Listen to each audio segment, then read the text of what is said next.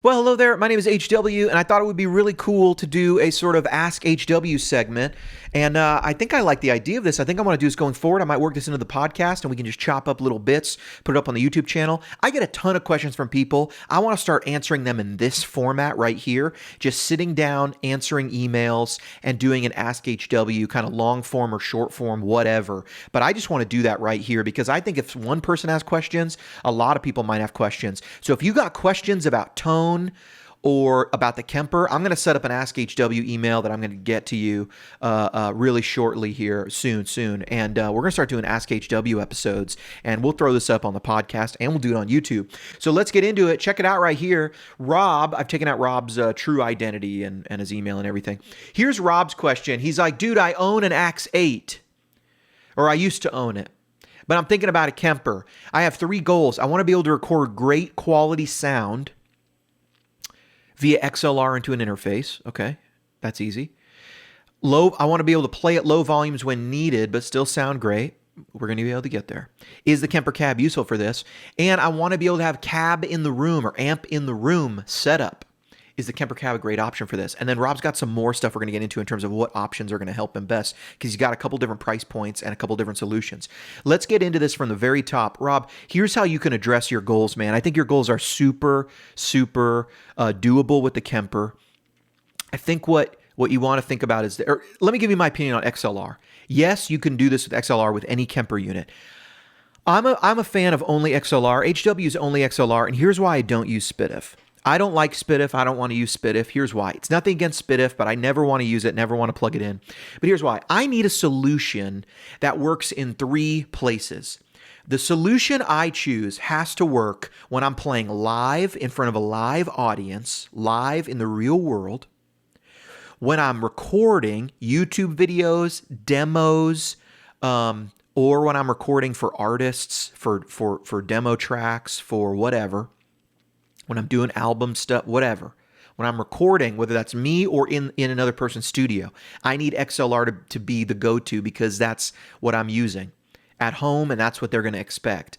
And 3, I need XLR to be, or I need the Kemper to work for me consistently at home and be enjoyable for me to play, amp in the room, whatever. So I don't want to set up SPDIF at home and then go somewhere else and do. And how do I do live if I'm doing? You know what I'm saying? I don't want to sell a sound guy. Hey, can you send me a SPDIF connection so that I can go live? And the problem to me seems to be that a lot of people have really cheap interfaces, much cheaper than the Kemper. They need to upgrade their interface to something decent, and what they're hearing is a very low quality audio to digital converter. It's changing their sound, and then they're pretending that going XLR out of the Kemper somehow doesn't sound good. It's not true. So to me, we convert analog to digital all the time. You just use the XLR. I need a solution that works all 3 places, and I want consistency in my live sound or when I'm recording. So it's XLR or nothing for me. Playing at low volumes, I play at low volumes. I'm really sensitive to my hearing. You only get one set of ears, especially as I want to have a long career in the music world and doing music stuff. And I love guitar tone. I want to be playing a guitar the day I die. So I'm really sensitive to my ears. I don't crank the decibels all the time. Sometimes I do because it's fun to let it rip. But no, man. Low volume is definitely possible. You got to remember the Kemper cone, though, is a 112. It's my favorite 112 right now. It's my favorite FRFR solution right now. And, it is still a speaker in the room, so there's some volume. But, you got a headphone jack if you want to go uber quiet. But cab in the room, does it do cab in the room? It's the closest to cab in the room I've ever felt. You could trick somebody. When you're FRFR, when you're in the full range mode, and I'm just listening, I think my profiles have never sounded better than they do through the Kemper cab. I highly recommend everybody get a Kemper cab. And on top of that, man, I would say the speaker emulation is really great in there. It's really great. Is it? You could fool some people for sure. It's very close. It's very close, if not all the way there. I'm really happy with it. I highly suggest you get a Kemper cab if you're buying a Kemper. That's just flat out. Now, let's look at the options Rob's got. He's got a couple options here. A lot of you guys have these options. Let's weigh out some price points. What's the best Kemper for you to get? So we know what he wants to achieve. We can do those with all the Kempers. Now let's talk about their best setup, Rob. All right, Rob says, look, I can do 3 things. I've got this, I can get a non-powered Kemper toaster, okay, for 1,300 bucks. And a Kemper cab for 420. That's 1720 to get a non-powered thing. And then I already have a power amp. I've got this $250 power amp from Carvin that works great. It's stereo. It's awesome. That's interesting because I like that it's stereo. I like that option. That's something you're going to gain over getting a powered Kemper. So 1720, he's going to have a full non-powered Kemper toaster. He can take it with him.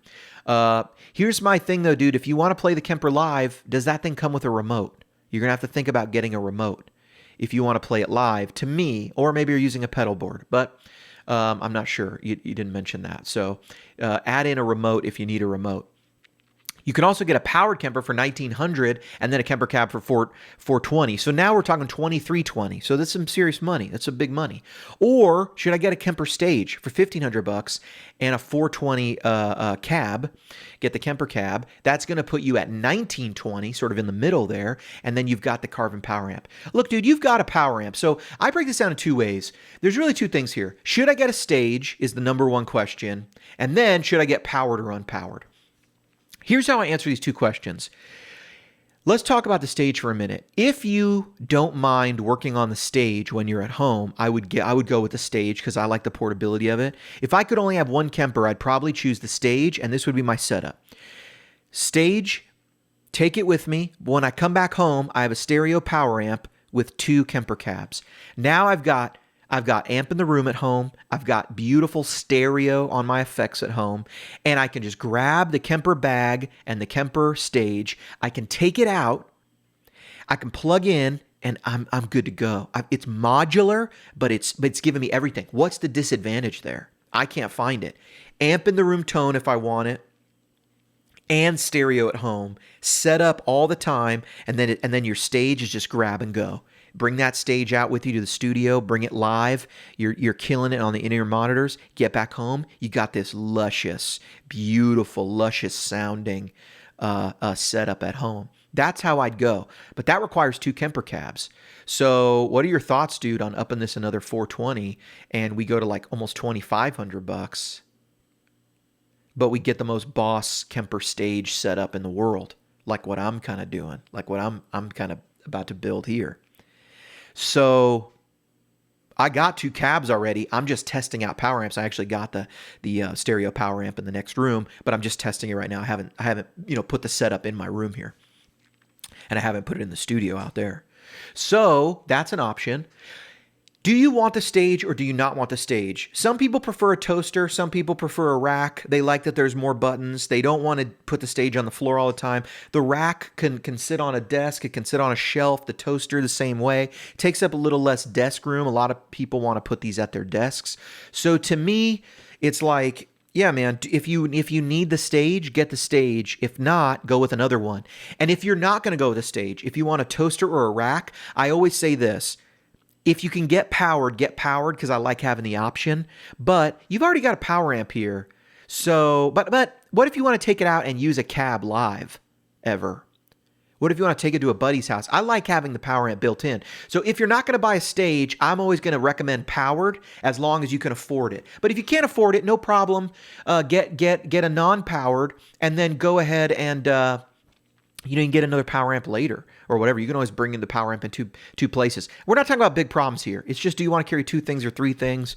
If money's no option, I'm getting a powered Kemper, but really I'm probably going to get that Kemper stage because then I don't have to buy a remote either. I think the Kemper stage is the best deal out there. I'd rather buy a Kemper stage and a power amp and two Kemper cabs than basically any other setup if I had to just have one Kemper. So I think that's a killer boss setup for a lot of people. I would go with that, and that's what I would do. And I think that's a really good solution. So that's what I do, man. That's the answer to the question. He says, what's the difference in the tone quality? How much difference is there in tone quality if I were to go the route of getting a powered Kemper versus the Carvin? Man, I don't have the Carvin here to test out, so I don't know how it's going to hold up. But, I think we're going to, if the power amp's designed for not a lot of coloration, I hope that we're going to get a pretty good sound out of it. And I bet you're going to be okay. That's just my hunch. I'm testing some out here that seem to be pretty good. And I'm gonna start talking about those as soon as I feel comfortable that they're really worth it. I'm gonna start recommending a mono and a stereo power amp for everybody. And I'm not gonna make any money on that. People keep asking me the question. Which route would you go, man? Do you want the stage? If the answer is yes, can you do two cabs? Because that's going to be boss. If you don't want the stage, if you would prefer to have a rack and a toaster, or a toaster because it sits better on your desk because of whatever, then I would say if money's no object, go powered. And also consider you may need to buy a remote, which may be extra money. And so have you considered that? The remotes are a bit expensive. They're about as much as cabs.